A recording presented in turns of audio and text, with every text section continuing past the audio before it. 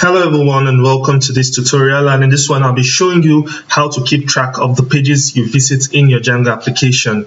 And to achieve this, I'll be using the content type framework already installed in your Django application. So what I simply mean by keeping track of the pages you visit is whenever I visit a page, like in most applications online, if I visit this, I get to see it in my history page, so to keep track of all the pages I've visited. So this could be useful for the user to have access to the previous pages he or she has visited, and also to the admin to have a history of what the pages a user have visited in order to create systems like the recommendation systems using machine learning and so on and so forth. So enough talk. I already have a simple application with two apps, the blog and the product apps. So I also have the history app, but it's currently empty. This is just dummy data. We'll populate this with actual data as we progress in our application.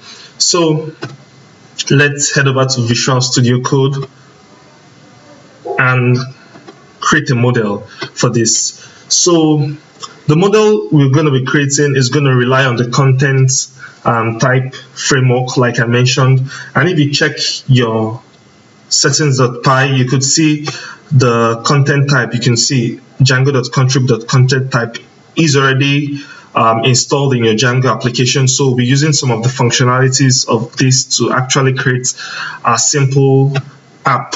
So the first things first, I'll import the content type model.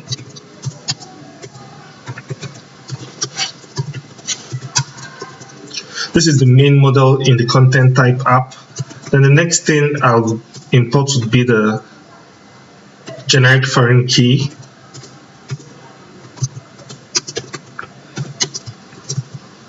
I'll explain what this does as we progress. So let's create a simple Django model. We're going to name it history.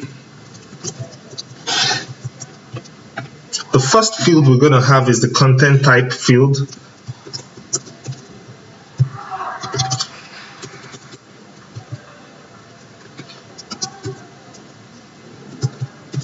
It's going to be a foreign key.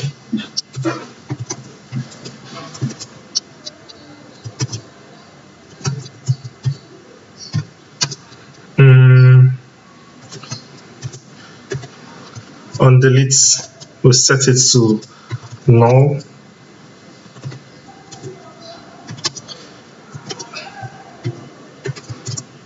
Null equals to true. I'll explain what this does as we progress. So the next thing is the object ID.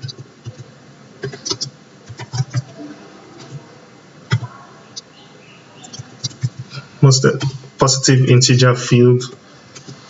Then the one next is the content object, and this is going to be of type generic foreign key. So back to the declaration. The content type is going to be the actual type we would work with. So the examples of stuffs we could actually, let me hide this, of stuffs we could actually get from it would be, are you talking about the products or the post? So what this simply means, if I come to my application, so the content type could either be a post model like this or of product type, and these are based on the declaration of my model. So in my blog application, you can see the model here is post, so that would be the content type. No, it's going to be based name based on the application name. So it could be of type blog, would verify that, or of type product. So the next one is the ID. So if I view an individual object just like this, this is an object. I'll be using the class-based view. So this is a particular object and it has an ID of 1. So over here, the kind of values I'll be expecting will be either 1, 2, 3. You get the idea. And it's a positive integer field because we can't have a negative primary key, just something like a primary key of -12 or -10. Then the content object is the actual object. So for this now, it's going to return every single data in this bookshelf as the object. So one thing about the generic foreign key, if you go to the declaration over here,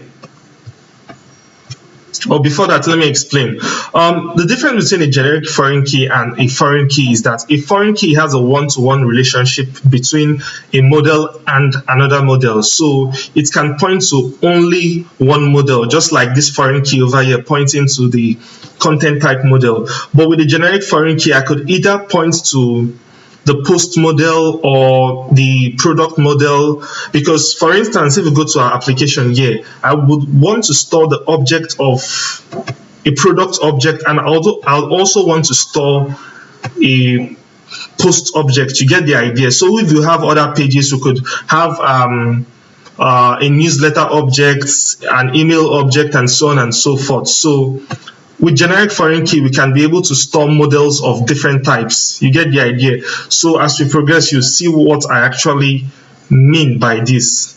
So by default, let's go over here to the generic foreign key. By default, it asks for the content type and the object ID. So if we actually name the previous fields by this exact name, content type and object ID, like we've done here, there wouldn't be any need for us to pass it over here. So normally I could pass content type and object ID here, but if you give it this exact names, there wouldn't be any need to pass it.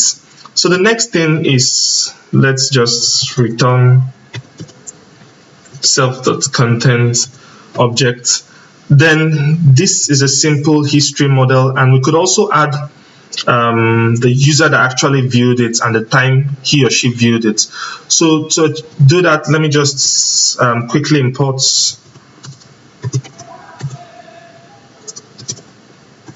the settings.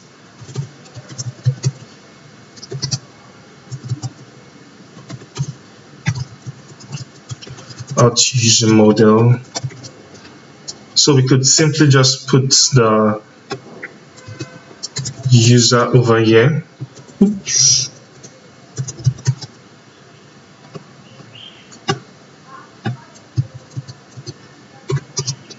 So it's going to be a foreign key.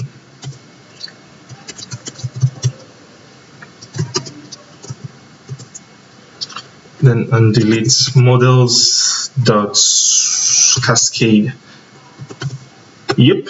Then the next thing and final thing I would also want would be viewed on, like the time he or she viewed the page.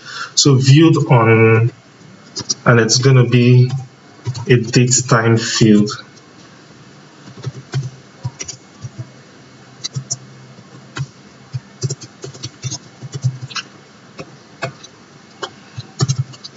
Okay, so let's go over and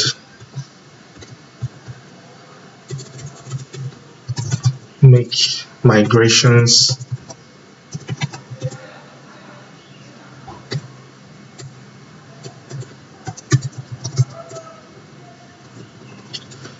Then we migrate.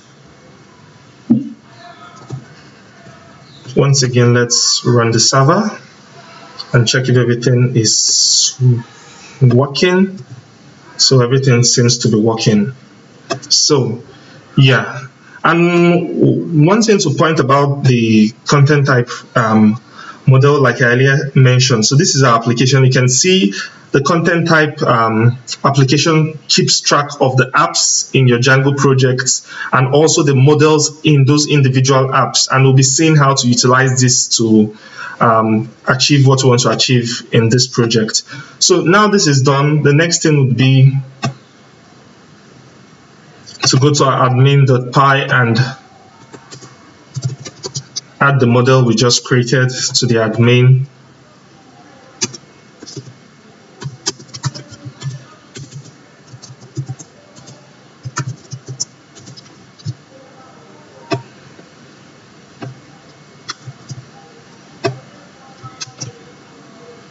So we have the histories. One thing, let me just go and update this, the plural form. I did not add that to have a nice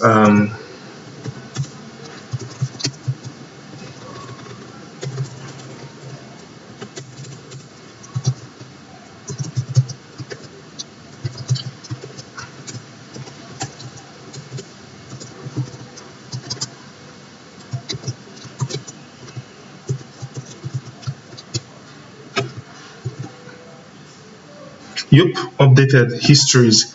So the next thing to do would be, so now we have our model that keeps track of the pages a user viewed in our Django application. The next thing would be to actually create a signal. So whenever I visit an individual page just like this, a signal will be sent. So let's create a simple signal in our history application. So create a signal .py file, and over here we'll import from Django dispatch import signal. So create a simple signal. What are we going to name it? Page viewed. Okay. Object, because I'm using a class-based view. So let me just name it object viewed signal.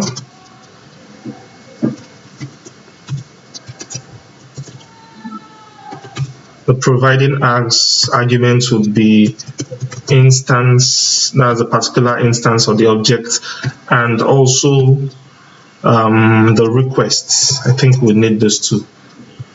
So this is the signal, and okay, so after creating the signal, we need a particular place where we could actually send this signal. So whenever I visit this object, for instance, the signal will be sent that I have currently viewed this page. So to do that, I'll create a mixin for that in our history app. I could, if I don't want to create a mixin, I could just easily individually do them in the function-based view, but I'll be creating a simple mixin that actually sends this signal. So I'll create a new file called mixins.py.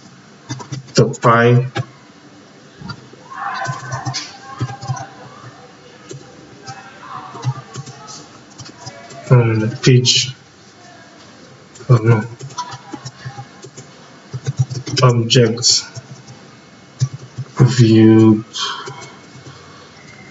object view mixin. And since we're working with generic class-based views, we could simply just override the dispatch method and do whatever we want to do in the dispatch method. So object view mixin.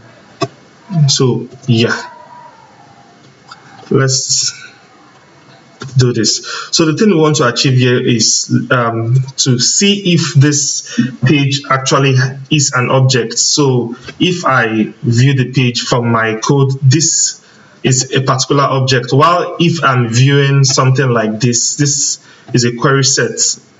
You get the idea. Everything here is a query set. When I click on one, this is an object. So this is the value or the object, the information we want to actually store in our database.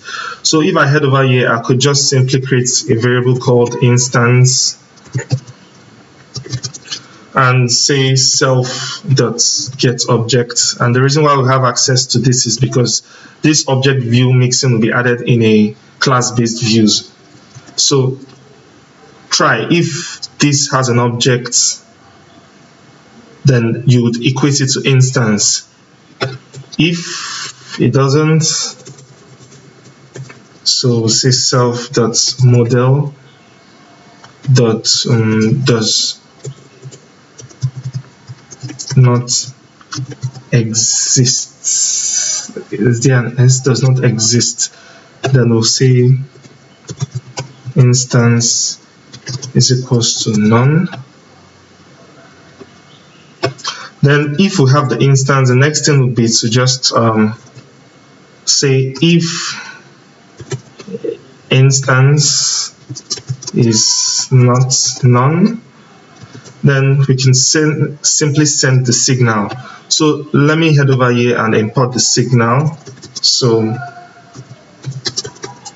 the signal we just created, object viewed signal. So if the instance, that means if it is a particular object we are viewing, you send a signal. So we'll say object view signal dot send. Then we'll pass it the sender, and we can get the sender from the instance. And remember, the instance is an object, so we could say sender dot class. Yeah. Then the next argument would be instance, which is equals to instance, the current instance. Then the final argument is request, which is equals to request. And where we actually got this instance and request is from the signal.py, because we said the providing arguments should be instance and request. So we are passing it from here, instance and request. So one other thing to do would be, let me see. We only want to keep track of the history of authenticated users. That is our users, registered users. So we could also add that condition here. So if request dot user dot is authenticated, yeah. So if the user is currently logged in and the instance is not none, send the signal. So this is cool, object view mixin. So after creating this mixin, we could simply just add it. So let me just copy this mixin and go to our two apps. We have the blog app. So I would head over to the view.py, and you can see it's a very simple view. So the list view returns a query set, while the detail view returns an object. So for something like this, this would work. So we have the object viewed mixin, and we also import it. So from history.mixins, import the object view mixin, then we'll pass it here. So since this is the post detail extends the detail view, so we'll have access to the dispatch method which we declared here. So if you know how class-based views work, you understand what I'm actually doing. I did a previous course on that, so you could check that in my YouTube channel. So the next thing to do after this would be to also pass it to, because we have two apps, so also pass it to the product app. So head over to the views.py and pass it. So from history.mixins,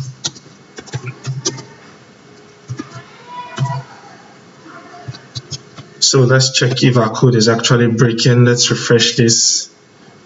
It's actually working. Let's check this. So our code is not breaking. So the next question you'd ask is, okay, yeah, I've visited the page, I've sent the mixin, so what next? And the next thing to do would be to actually create a receiver for the mixin. So we'll head over to our history model and create a receiver for that. So first things first, let me import the signal I created. So import the object viewed signal. So the next thing will be to create the receiver, because whenever I view a page, I'm sending the signal. So this is where I implement what I need to do with the signal. So we'll call it object viewed receiver, and I'm gonna have the sender, the instance, the request, and what next? Sender, instance, request, the args if there is, and the keyword args arguments.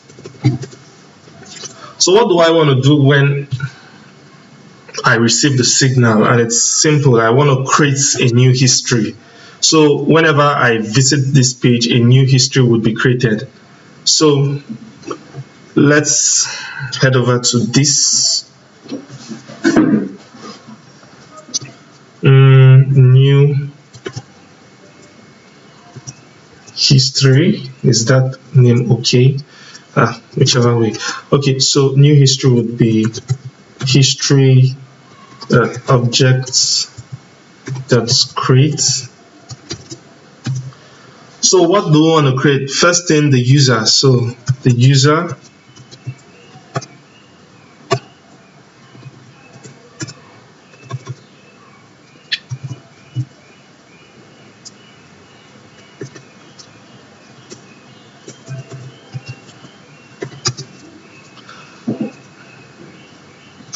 so could get that request that's user. The next one is the content type. Content type.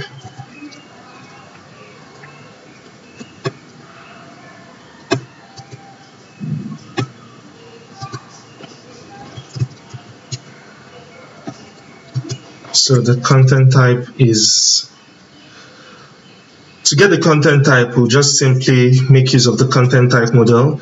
So content type dot object dot get for model, and we'll pass in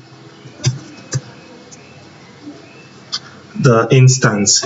So the content type model has a manager, and this manager has this function inside, get for model. So we pass it the class and it gives us the model. So over here we're going to get the class from the instance. Yeah. So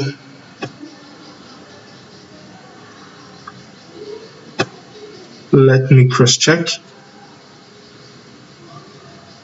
No, we're going to get the class from the sender, because when we sent it over here, the sender could either be of type product or of type blog. So we have the sender, then the next thing to do would be the content ID, which is equals to the instance dot ID. Then the final one, okay, we don't need to pass any other one because the content object will be generated based on the content type and the object ID. So this should be cool. So the next thing would be to actually connect this receiver to the signal. So object viewed receiver dot connect.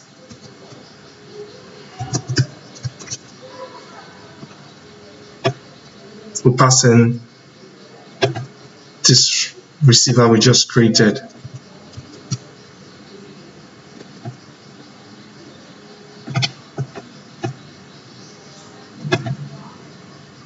Being lazy to type. This could have been faster if I just typed it.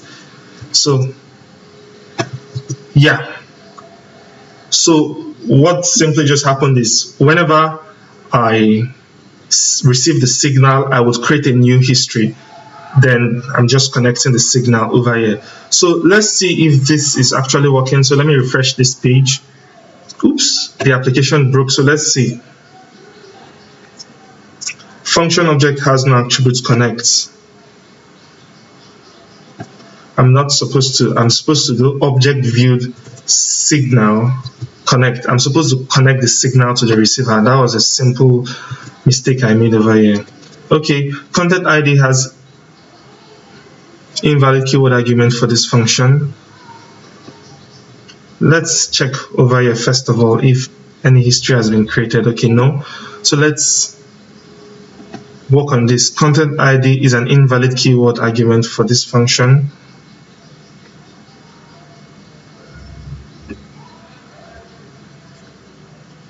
Okay, typo. It's object ID. Object ID over here. Object ID. That was a typo by me.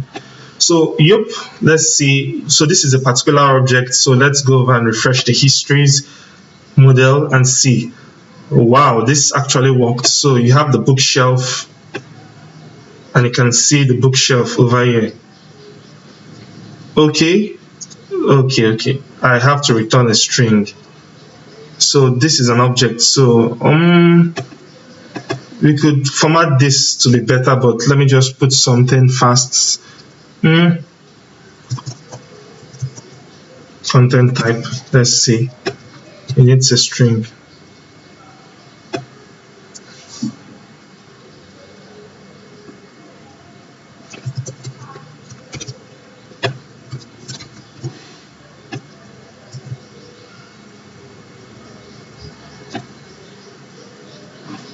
Okay, so this is the history we viewed. So if we head back to history, so currently you can see this is a product. I could easily format this to something better, but you guys can put something you could easily understand. So let me head over here to blog and see. So let me refresh. So this is a post. So you can see because of the generic foreign key, we can have access to something like this. So we can see our history is being stored. I could do something better.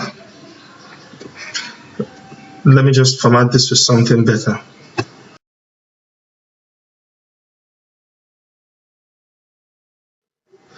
So this is something better.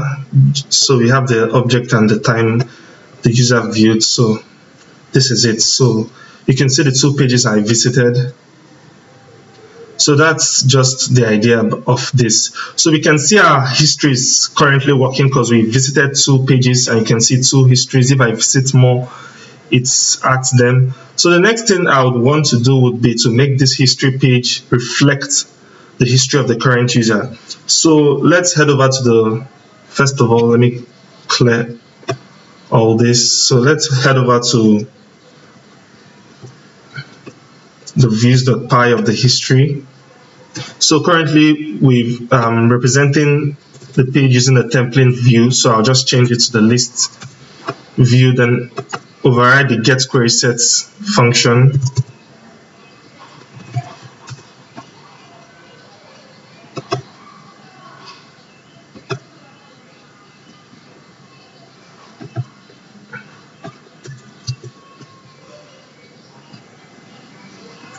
Okay, so user history would be equals to, let me import the model. So from dot models,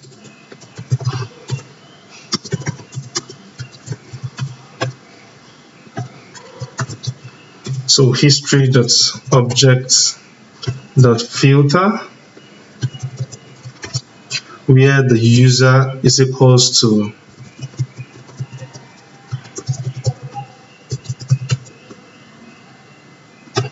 so we're going to filter. So whenever I come user views this page, it's going to be seeing the history based on the current logged in user. So this is just a simple filter. You can see filter where the user is equals to self.request.user. So over here we return the user history. So as simple as that. So we already have the template here called history list.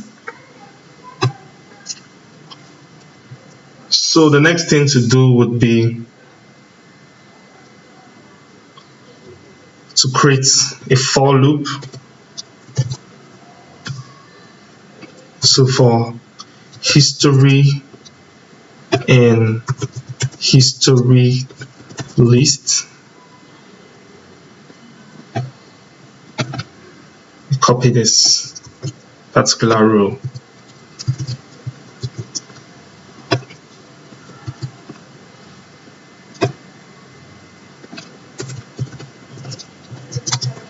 So history dot what's the first field?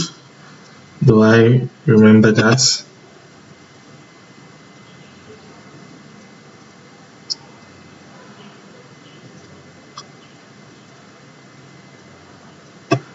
Okay. History dot content object Okay, then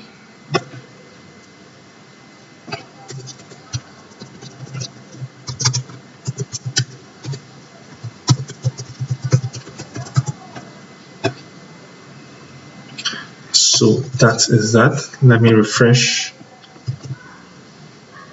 So we can see the history of the current user. So you can see he has viewed the bookshelf, and this is the time. Then this is currently working. Then the next thing I would do would be to implement the delete button. So let's head over to the views.py and create the view for the delete. So I would be using the mixing, single object mixing. So I'll get that django.views.generic.details, import single object mixing. So over here I'll name it history or remove history, whichever one, history delete, and it's gonna extend the single object mixing and the view. So I think I don't need this template view again, so I'll remove it and just import the view, not Vue.js. So yeah, so we have access to the single object mixing. So the next thing I'll do would be to have the get method. I think I have a shortcut for this. Oops, no shortcuts. Okay, so we have the get method.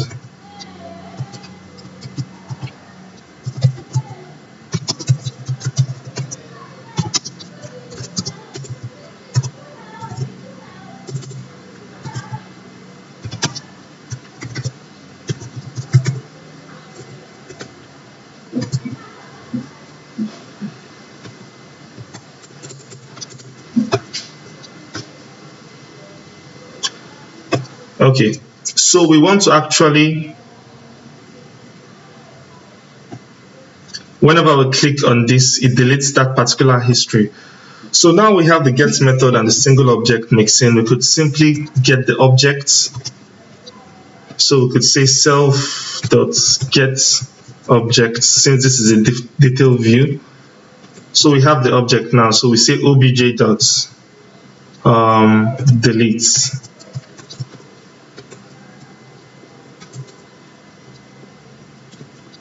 Just to do cross check. So if obj is not none, just simple error checking. So after this, we just return a redirect to the same page, and the name of the page is, I would have to confirm that, history. Okay, the name of the page is history. So redirect back to history. Then I also have to import the redirect shortcut. So redirect. So that is it for this.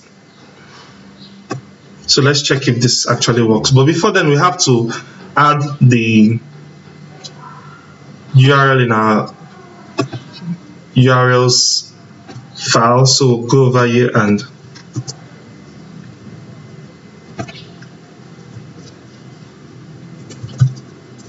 I think it puts it for us. So put delete.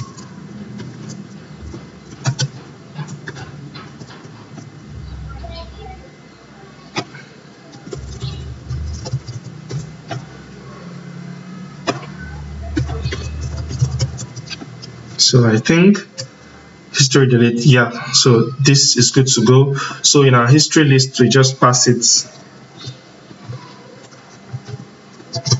the function of history, the name of history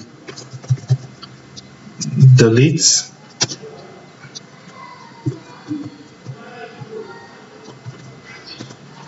We also pass it the primary key,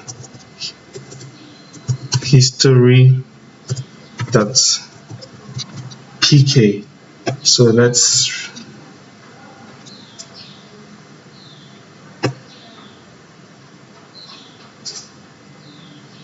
history delete is silly mistake.